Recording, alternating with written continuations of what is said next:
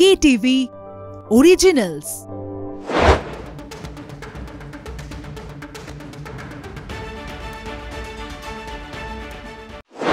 শুরু করছি stadium bulletin. আমি জয় জ্যোতি রয়েছি আপনাদের সঙ্গে। আজকে স্টেডিয়াম বুলেটিনে প্রথমেই একজনের নাম নিয়ে আসবো, যার কোচিংয়ে ভারত টি-20 বিশ্বকাপ চ্যাম্পিয়ন হয়েছে, রাহুল শরৎ দ্রাবিড়।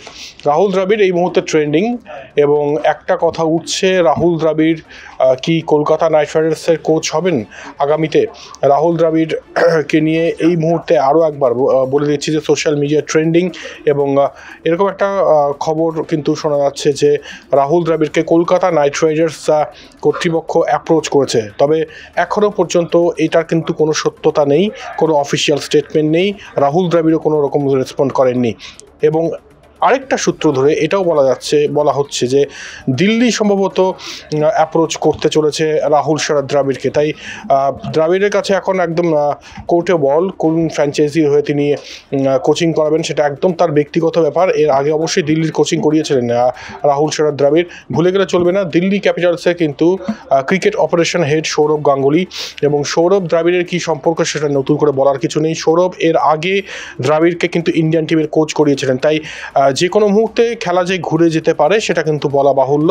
তাই আরও একবার বলছি, যেটা সোশ্যাল মিডিয়ায় উঠছে যে কলকাতা নাইট রাইডার্স অ্যাপ্রোচ করেছে, তবে যেটা রটেনি দিল্লি ক্যাপিটালসও কিন্তু অ্যাপ্রোচ করতে চলেছে রাহুল শরৎ দ্রাবিড়কে। এবং অবশ্যই এখানে ওস্তাদের মার শেষ রাতে যেমন একটা কথা রয়েছে, সৌরভ গঙ্গোপাধ্যায় শেষ রাতে ওস্তাদের মার দিতে পারেন কিনা সেটা অবশ্যই দেখার।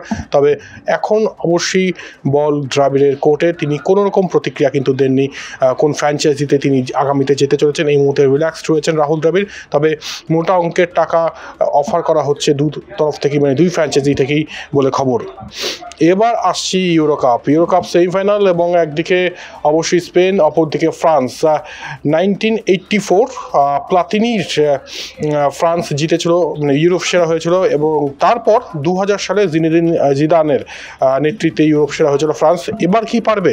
এবার কিন্তু ফ্রান্সকে নিয়ে আশাবাদী অনেকেই, তবে ফ্রান্স কিন্তু সেই খেলাটা এখনও পর্যন্ত দেখাতে পারেনি। সেমিফাইনালে পৌঁছে গিয়েছে ফ্রান্স অবশ্যই, তবে গোলটা কে করবে, স্কোরারটা কে হবে, এটা কিন্তু মূল প্রশ্ন এই মুহূর্তে। অবশ্যই কিলিয়ান এমবাপ্পে ফেস গার্ড পরে খেলছেন, সেই জন্য কি তিনি ছন্দে নেই, এটাও কিন্তু প্রশ্ন উঠছে। তবে আজকের ম্যাচে জিহুকে সম্ভবত নামানো হবে কিলিয়ান এমবাপ্পের সঙ্গে, এবং অ্যাটাকিং ফুটবল কিন্তু খেলবে। এটা কিন্তু অলরেডি দিদিয়ের দেশ বলে দিয়েছেন, ফ্রান্সের যিনি কোচ তিনি বলে দিয়েছেন যে স্পেন দুর্দান্ত দল, এবং তাদের বিরুদ্ধে যদি জিততে হয় তাহলে অ্যাটাকিং ফুটবল ছাড়া কিন্তু কোনো রকম উপায় নেই। অপরদিকে স্পেনের কথা যদি বলি, স্পেন কিন্তু যথেষ্ট রকমভাবে শক্তিশালী দল, এবং যদি আমি ভুল না হই তাহলে এই ইউরোকাপে এখনও পর্যন্ত স্ট্রংগেস্ট টিম হচ্ছে স্পেন। এবং তাদের মিডফিল্ড যেমন জমাট, একই সঙ্গে উইং থেকে যে আক্রমণ হচ্ছে সেটাও কিন্তু যথেষ্ট রকমভাবে দেখার মতো। আর ইয়ামালের কথা বলবো, একদম 16 বছর বয়স এই ফুটবলারের, তবে বিস্ময় বলা যেতে পারে ইয়ামাল, এবং তাকে কীভাবে আটকানো যায় সেটাও কিন্তু দেখবে অবশ্যই ফ্রান্স।